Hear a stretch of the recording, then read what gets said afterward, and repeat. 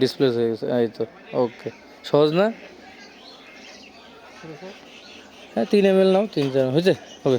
করে রাখে দিলে নির্দিষ্ট সময় অনুযায়ী তোমার হচ্ছে সিরামটা আলাদা হয়ে যাবে। ওই সিরামটা তখন আমাদের ওই কিটে দিতে হবে।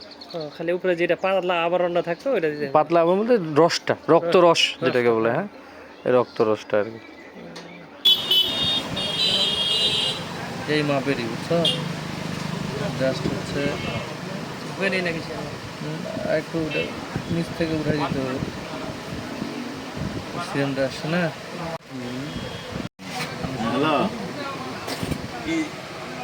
বাবু তো কোচিনে আছে না? আচ্ছা ঠিক আছে। আচ্ছা এই দাগটা হালকা দেখাচ্ছে যে নিচেরটা, হ্যাঁ না, ওইটাই হ্যাঁ হালকা হইলেও যথেষ্ট, স্পষ্ট বোঝা যাচ্ছে।